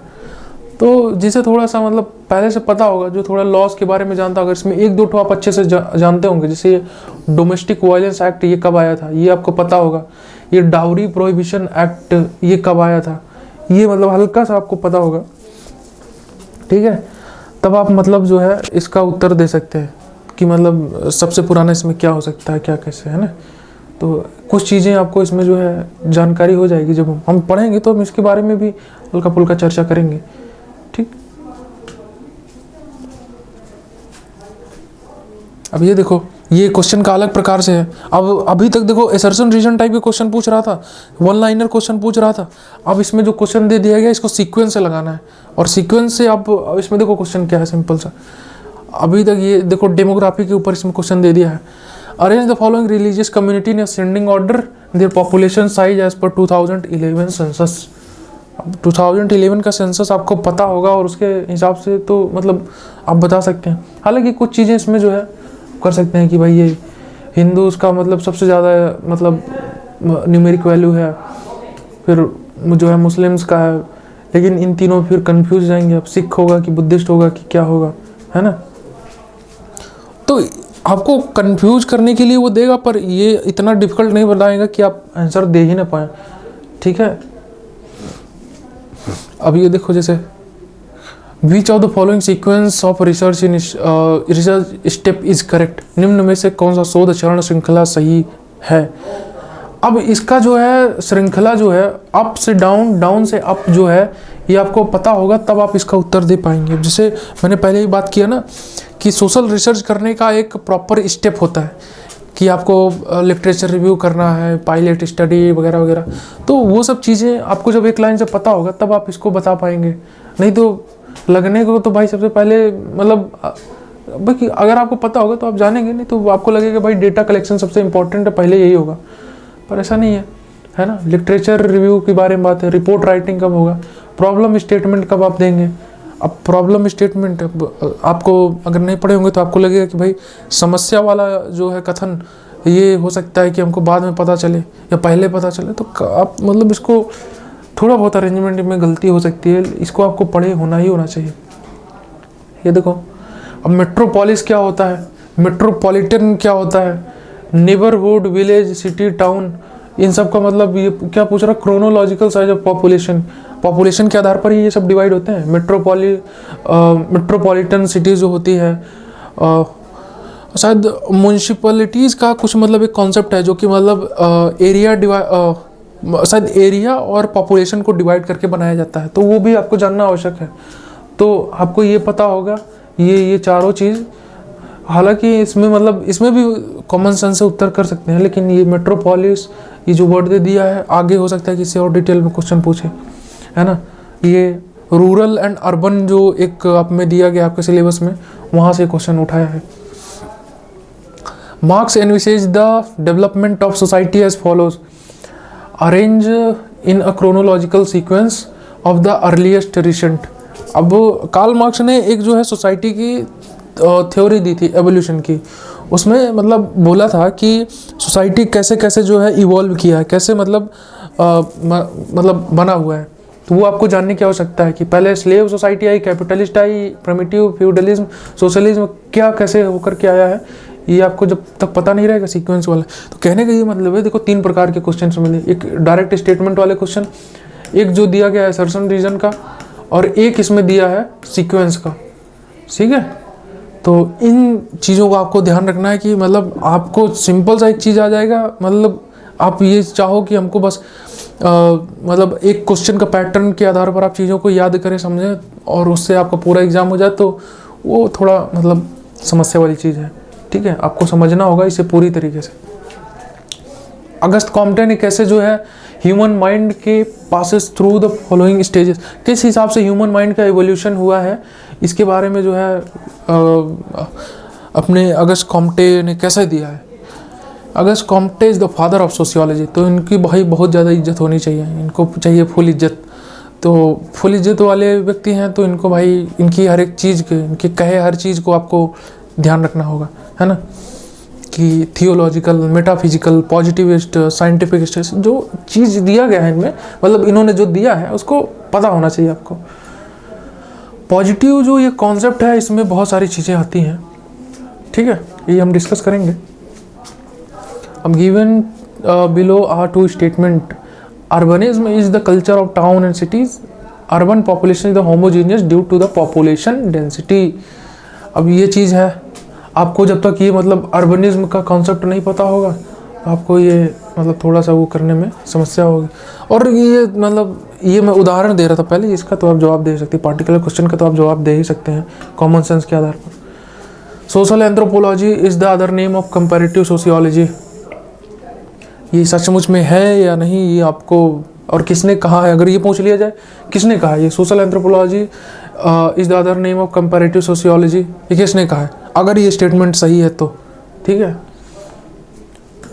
अच्छा दिया भी है यहाँ पे, the above statement is associated with A milder crime, तो मतलब तो कहने का ये मतलब है कि उसके बारे में आपको मतलब हल्का फुल्का एटलीस्ट जानकारी होनी चाहिए। तो स्टेटमेंट वाइज भी क्वेश्चन बनते हैं, असर्शन रीजन का देखो इस टाइप का क्वेश्चन बना हुआ है। अब और जजमानी सिस्टम कहाँ से आया, किसने दिया, क्या कैसे, तो वो भी मतलब हमको पता होना चाहिए। जजमानी सिस्टम है क्या, है ना, जजमानी सिस्टम को मतलब बनाने वाले व्यक्ति कौन है, इसको पता होना चाहिए आपको। Jajmani system is an expression of the interdependence of the different caste, ये सब चीज़ें। अब और आगे, unlike caste class system claims to be more open and based individual achievement, social mobility, ये जो देखो मतलब स्टेटमेंट वाले क्वेश्चन आ रहे हैं। एसोसिएशन और कम्युनिटी, ये मतलब जैसे हम पहले भी चर्चा कर चुके हैं कि एसोसिएशन और कम्युनिटी का डिफरेंस आपको पता होना चाहिए। Association is a group of people United for specific purpose और लिमिटेड नंबर ऑफ पर्पसेस, असल में ये रियल डेफिनेशन दिया है, तो मतलब आप समझ सकते हैं। ठीक है, कि मतलब कैसे, अब जैसे यहाँ पे ये दिया गया है, is a group of people United for, अब जैसे इसमें दिया है तो मैं बता देता हूँ आपको। यहाँ एसोसिएशन जब भी आएगा उसके साथ एक चीज़ हमेशा कॉमन रहेगी, ये दोनों चीज़, स्पेसिफिक पर्पज, एसोसिएशन हमेशा एक पर्पज के साथ आता है। ठीक है, और कम्युनिटी, ग्रुप, सोसाइटी, जरूरी नहीं कि इनका पर्पज हो। देखो कम्युनिटी भी एक एसोसिएशन बन सकता है, पर कम्युनिटी मतलब परमानेंट एसोसिएशन हो ये नहीं हो सकता। ठीक है, कह सकते हैं कि ये कम्युनिटी है तो इसमें एसोसिएशन ये हो सकता है ना, तो ये चीज़ है। अब ये देखो इसमें, the roles are essentially prescribed and static expectation of the behaviour inherent in a particular position, the position to which a role is attached is called status. Roles और स्टेटस के बारे में आपको पता होगा तब आप इसका उत्तर अच्छे से दे पाएंगे, और इसका डिफरेंस बहुत ज़्यादा इंपॉर्टेंट है, क्योंकि शायद सिलेबस में रोल और स्टेटस का डिफरेंस एक मतलब टॉपिक ही दिया है, तो वो आपको पता होना चाहिए। अकॉर्डिंग टू मर्टन के बारे में थोड़ा जानकारी होनी चाहिए। ये मतलब देखो कौन कौन से थिंकर को इसमें कवर कर रहा है, माइल दरखाइम हो गया, मर्टन हो गया, ब्राउन हो गया, अगस्त कॉम्टे हो गए, मैक्स वेबर हो गए, तो ये जो बड़े इंपॉर्टेंट लोग हैं, इनके बारे में तो एटलीस्ट आपको पता होना ही चाहिए, खासकर यूजी के, ये पीजी के एग्ज़ाम के लिए। ठीक है, हम इनके बारे में डिटेल में चर्चा करेंगे, इन सब जो लोग हैं कि भाई ये लोग क्वेश्चन बनाते हैं। ठीक है, the word secular exist in the preamble of constitution of India. अब ये मतलब सिंपल सा क्वेश्चन है, ये आप जानते होंगे, हर कोई पता होगा। तो मतलब देख रहे हैं ये मतलब दूसरे डिसिप्लिन से भी उठा करके ये चीज़ पूछ रहा है। इंडियन सोसाइटी के बारे में दिया है ना चैप्टर, मतलब एक पूरा यूनिट, तो उसमें से उठा करके ये पूछ लिया है क्वेश्चन। कुछ क्वेश्चन आपको मतलब आराम से आप जवाब दे सकते हैं। मेलिनोस्की के बारे में दे दिया, ये मेलिनोस्की बड़े गजब के व्यक्ति हैं, तो इनके बारे में मतलब पता होना चाहिए आपको। मेलिनोस्की आज दिया है तो कल को ईबी टाइलर भी दे सकता है ना। मेलिनोस्की असल में मतलब सोशियोलॉजिस्ट तो है ही, मतलब कंसिडर किए जाते हैं, ये एंथ्रोपोलॉजिस्ट भी है, तो और एंथ्रोपोलॉजी में इनका बहुत बड़ा योगदान रहा है। ठीक है, तो हम पढ़ेंगे इनके बारे में, और इनके साथ साथ ईबी टाइलर हो गए और रेडक्लिफ ब्राउन हो गए, तो ये लोग भी हैं और बहुत ज़्यादा मतलब इम्पॉर्टेंट लोग हैं ये लोग। He is also author of acclaimed book the elementary form of religious life, ये बहुत इंपॉर्टेंट किताब है इनकी। तो जो इम्पोर्टेंट थिंकर है उनकी इम्पोर्टेंट किताब वगैरह जो है उनको मतलब हमें जानने की आवश्यकता है, क्योंकि वहाँ से क्वेश्चन आते हैं, बहुत आते हैं। नेट के पेपर में भी बहुत आते हैं। नेट के पेपर में तो बहुत मतलब किताब से रिलेटेड बहुत क्वेश्चन पूछते हैं। वो एक्सपेक्ट करता है ना कि आपको पता हो भाई ये इतने इंपॉर्टेंट लोग हैं, इन्होंने किताब लिखी है महीनों सालों तक, यार कम से कम नाम तो पता रख लो उसका, इतनी तो इज्जत दे लो भाई, ना सही फुल इज्जत मत दो, कम से कम थोड़ा तो, है ना। The peasant of Rampura village were identified by Srinivas to be the dominant caste. Dominant caste क्या है? श्रीनिवास ये कौन व्यक्ति हैं, इन्होंने रामपुरा विलेज में ऐसा क्या भाई देखा, क्यों गए थे, है ना। The peasants ranked higher than the Brahmins in the ritual hierarchy. ये आपको जानने की आवश्यकता है, ये क्या स्टेटमेंट सही है या गलत। इसको कॉमन सेंस के आधार पर आप उत्तर नहीं दे सकते अगर आपने पढ़ा नहीं है तो। ठीक है, अब यहाँ पे ये देखो विच ऑफ द, ये फैमिली वाला बताया था ना, ये बड़ा इंपॉर्टेंट चीज़ है भाई।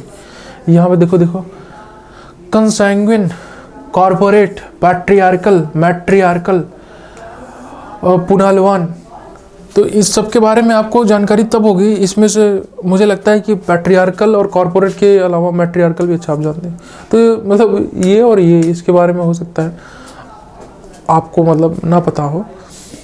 तो जब तक ये कॉन्सेप्ट आपको मतलब आपने पढ़े नहीं होंगे तब तक इसके बारे में आपको उत्तर करने में थोड़ी समस्या हो सकती है, क्योंकि इसके ट्रेट अगर पूछ लिया आपसे क्वेश्चन में, इसकी आपसे एक दो मतलब इसके चीज़ पूछ लिया कि भाई ये होता क्या है, तब आपको मतलब लड़खड़ा जाएंगे हो सकता है बताने में। हो सकता है कि इसकी और इसकी चीज़ें आपस में मैच करती हो, तो फिर आपको क्वेश्चन, और इसमें दिया क्या है,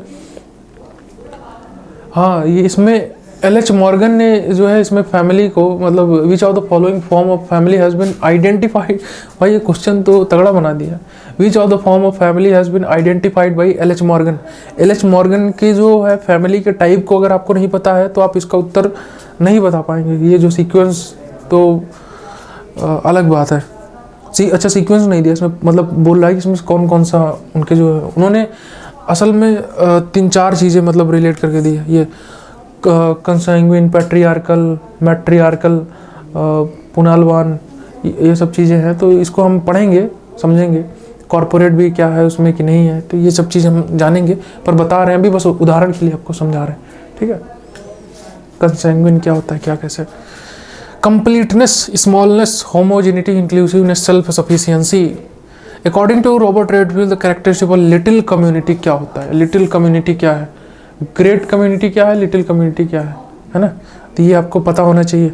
और यहाँ से एक और चीज़ बन के आ गई कि रॉबर्ट रेडफील्ड ने लिटिल कम्युनिटी का कॉन्सेप्ट दिया है। अगली बार ये क्वेश्चन पूछ सकते हैं आपसे, आपको जब ट्रेड पता होगा तभी आप इसका उत्तर बता सकते हैं। आगे बढ़ते हैं, यहाँ पे भी देखो उसी प्रकार का इसमें, अच्छा इसमें देखो 4 प्रकार के देखो टाइप में क्वेश्चन पूछे। वन लाइनर आपसे पूछ लिया, आपसे असर्शन रीजन पूछ लिया, सीक्वेंस आपसे पूछ लिया। अब इसमें पूछ रहा है कि मीन्स क्वेश्चन में ट्रेट के आधार पर कि ये ट्रेट है, अब इसमें आप बताइए कि ये आता है कि नहीं आता है, फला फला चीज़ आ रहा है इसमें कि नहीं आ रहा, तो आपको तभी बताएंगे जब आप पढ़े होंगे उसके बारे में। सुसाइड है आजकल बड़ा फेमस हो रखा है चीज़, बहुत फैंसी चीज़ है, हर कोई करना चाहता है नहीं करना चाहिए, गलत चीज़ है। तो हाँ, तो सुसाइड के ऊपर क्वेश्चन आराम से आ जाएगा, क्योंकि बहुत सारे केसेस अभी आजकल के समय में हाईलाइट हो रहे हैं। तो एनोमी है, इसमें अल्ट्रिस्टिक सुसाइड है, ईगोइस्टिक सुसाइड है ना। तो इसके बारे में हमें पता होना चाहिए ये मतलब सुसाइड के क्या टाइप है, और क्या इमाइल दरखाइम के मन में आया कि उन्होंने सुसाइड पर ही चीज़ लिख दी, कुछ और चीज़ नहीं बचा था क्या। तो इसके बारे में हम पढ़ेंगे कि सुसाइड के ऊपर उन्होंने क्यों लिखा। आमतौर पर जो सोशियोलॉजी पढ़े होंगे उनको पता होगा कि 4 प्रकार के सुसाइड होते हैं, ठीक है, रेगुलेशन और इंटीग्रेशन के आधार पर हम बात करेंगे। इसमें कैरेक्टरिस्टिक ऑफ संस्कृताइजेशन के जो है, अब देखो क्वेश्चन यहाँ पे ये पूछ रहा है कि कैरेक्टरिस्टिक क्या है संस्कृताइजेशन के हैं।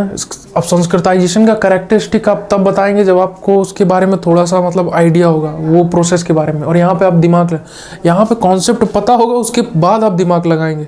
दिमाग लगा के आप कॉन्सेप्ट का पता नहीं लगाएंगे, समझ रहे हैं। ये बड़ा गजब का मतलब क्वेश्चन दिया है। तो ये भी एक क्वेश्चन का मतलब एक प्रकार से टाइप है। Women and men are located separately while the participating in a broadly similar set of activities। क्या दिया है ये, जेंडर डिस्क्रिमिनेशन कब होता है, ये आपसे बोल रहा कि भाई कॉमन सेंस लगाने का इतना ही शौक चढ़ा है तो ये वाला क्वेश्चन लगाओ कॉमन सेंस के आधार पर है। सबको पता होता है जेंडर डिस्क्रिमिनेशन क्या होता है, तो ये कहीं सिलेबस में मतलब दिया है, बिल्कुल सिलेबस में दिया है, पर देखो यहाँ पे सिंपल सा पूछ रहा है, क्योंकि डिस्क्रिमिनेशन का कोई मतलब स्पेसिफिक वो नहीं है कि ये चीज़ है तभी डिस्क्रिमिनेशन है। और डिस्क्रिमिनेशन मतलब ये बड़ा वॉलेटाइल चीज़ है। डिस्क्रिमिनेशन मतलब कई ऐसे वो हुए हैं, केस लॉज हुए हैं। सुप्रीम कोर्ट में एक लेबर से संबंधित एक कुछ था कि उसमें मतलब मैं आपको स्पेसिफिक एक जो है एक्ट बताऊंगा, उसमें उन्होंने बताया कि अगर 2-4 चीज़ें मतलब जैसे 2-3 लेबर हैं और आप किसी को अलग तरीके से ट्रीट कर रहे हो, किसी और को अलग तरीके से ट्रीट कर रहे हो, तो it also account to a discrimination, a type of discrimination. तो वो आपको चीज़ मतलब समझना होगा। तो आज ये क्वेश्चन पूछा, कल को डिस्क्रिमिनेशन के ऊपर वो भी पूछ सकता है। अभी रिसेंट में केस भी हुआ था कि जैसे जेल के अंदर अलग अलग जो जाति के लोग हैं उनको अलग प्रकार से ट्रीट किए, उनको मतलब अलग अलग प्रकार के काम दिए जाते हैं। जैसे जो सो कॉल्ड निचली जाति के लोग हैं उनको काम दिया जाता है कि आप जो है साफ़ सफाई का काम करें। जो सो कॉल्ड ऊपर जाति के हैं उनको काम दिया जाता है कि भाई आप जो है खाना बनाने या किसी मतलब और ऐसे चीज़ है ना। तो सुप्रीम कोर्ट ने इसमें कहा था कि भाई ये भी एक प्रकार का डिस्क्रिमिनेशन है, आप इसे नहीं कर सकते हैं। तो हम इस पर भी चर्चा करेंगे कि डिस्क्रिमिनेशन क्या कैसे, इफ़ टाइम अलाउज है। बाकी बीच में बात करते रहेंगे। और ये सब जितनी ओवरऑल हमारी चर्चा आपस में हो रही है, ये पूरा आपका जो है फोकस रहेगा कि आप CUET के लिए, PG के लिए आपको कितना मतलब कितने ज़्यादा आप तरीके से इसको यूटिलाइज कर पाए अपने लिए। तो आउट ऑफ द सिलेबस कुछ भी नहीं जा रहा है, ठीक है। ये कैरेक्टरिस्टिक ऑफ सिटी लाइफ, अब ये सिंपल चीज़ है, ये आप बता सकते हैं अपने हिसाब से। मतलब भाई simplicity of life, extended joint family system, anonymity वगैरह, या मतलब थोड़ी बहुत सारी चीज़ें हैं, ये आप मतलब अपने मतलब कॉमन सेंस के आधार पर इसका उत्तर दे सकते हैं। पर हम इसको जो है आने वाले लेक्चर्स में और डिटेल में हम जो है चर्चा करेंगे। फिलहाल आज आप क्वेश्चन पर फोकस कीजिए। जैसे ये देखिए, dominant occupation of people is the dominant occupation of people is agriculture. क्या दिया है, characteristic of post industrial society. Industrial society क्या होती है तब आप जानेंगे, पोस्ट इंडस्ट्रियल सोसाइटी क्या होती है, कैसे होती है, सोसाइटी के ऊपर हम चर्चा करेंगे। इंडस्ट्रियलाइजेशन एक टॉपिक भी था आपके में, तो वो कैसे मतलब क्या चीज़ वो बात करता है, तो उसके बारे में हम चर्चा करेंगे। तो क्वेश्चन देखो ऐसे टाइप के हैं। The criteria that characterise a dominant caste are. अभी जैसे डोमिनेंट कास्ट वाला हम बात किए थे कि उसमें डोमिनेंट कास्ट मतलब कैसे टाइप के क्वेश्चन पूछ रहा है। अभी तक हम 4 टाइप के क्वेश्चन को देख चुके हैं। एक पहला टाइप का क्वेश्चन क्या है, वन लाइनर है ना, फिर दूसरा टाइप का असर्शन एंड रीजन, और तीसरा क्वेश्चन हमसे पूछ रहा था सीक्वेंस बताओ भाई। एंड चौथा क्वेश्चन जो है हमसे पूछा है, मतलब चौथा प्रकार का क्वेश्चन जो था वो कहा कि इसमें का कौन कौन से इसमें ट्रेट आते हैं, ठीक है। और ये पांचवा टाइप का ये क्वेश्चन आ गया। पांचवा टाइप का क्वेश्चन ये एक प्रकार से कौन सा मतलब मैच है, आपको क्वेश्चन भी वहीं पास दिया है, उत्तर भी वहीं पास दिया है, मिलाओ इसमें ये है कि ये है कि ये है कि ये है ना। तो आप पांचवें टाइप का क्वेश्चन क्या है, मैच द फॉलोइंग। अब इसमें क्या, अब ये आपको कॉन्सेप्ट पता होगा प्राइमरी ग्रुप का, तभी आप बता पाएंगे किसी प्राइमरी ग्रुप का कॉन्सेप्ट इसे किसने दिया था, कूले ने दिया, गॉफमैन ने दिया। ये गॉफमैन कौन है, कूले कौन है, साइमल कौन है, वेबर कौन है, ये सब चीज़ हम चर्चा करेंगे। ये बहुत मतलब इम्पोर्टेंट चीज़ है। इन सब के कॉन्सेप्ट इतनी बार इस चीज़ को पढ़ेंगे कि ये वैसे ही ध्यान में आ जाएंगे। The process of economic growth, ये किताबें हैं, किसने, अभी हम बात करते हैं ना इंपॉर्टेंट बुक्स के बारे में, तो ये इसमें आपको इंपॉर्टेंट बुक्स के बारे में हम चीज़ें बताएंगे। जैसे इसमें एक दो इम्पॉर्टेंट, ये सारे तो आप भले नहीं याद रख पाएँ, लेकिन ये जो बहुत ज़्यादा इंपॉर्टेंट चीज़ है, द पावर एलिट, जैसे ये बुक है, अब उदाहरण के लिए जैसे ये द पावर एलिट है, अब इसमें ये पहला वाला वन जो है सी राइट मिल ने इसको मतलब दिया था, है ना। तब आप इसमें जैसे डी का पहला वाला जो इसमें है, तो इसमें आपने दो ठो ऑप्शन पहले ही हटा दिए, बाकी के ऑप्शन जो है आपने पहले ही रिड्यूस कर दिए। ये डी का इसमें 4 दिया है, डी का इसमें 4 दिया है, तो ये दोनों तो पक्का नहीं होंगे। अब इन दोनों में से हो सकता है कोई एक, तब इसमें आपको थोड़ा सा मतलब एक दिमाग लगाना है कि W रोस्टो कोई थे क्या, उन्होंने क्या कुछ मतलब किसी एक चीज़ पर काम किया था क्या, तो उनकी किताब से आप जो है थोड़ा बहुत मतलब आइडिया लगा सकते हैं कि उनकी थ्योरी, उनकी जो है थिंकिंग क्या किस हिसाब से थी, ठीक है। अब आगे बढ़ते हैं। Modernisation, dominant caste, parochialisation, universalization,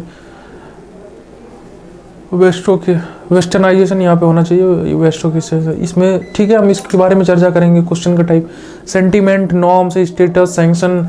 अब इसका मतलब डेफिनेशन, ये थोड़ा बहुत कुछ चीज़ें मैं बता तो रहा हूँ, मतलब कुछ क्वेश्चन जो है आपको जानबूझ के हलवा टाइप का दे देता है, ताकि आप मतलब उसे देख के खुश हो जाएगी, भाई मुझे तो आता है, मैं बिना पढ़े मतलब मैं कर ले रहा हूँ। और कुछ क्वेश्चन ऐसे दे देगा कि आपने अगर पढ़ा नहीं तो आपको हवा भी नहीं लगेगी उसमें, है ना।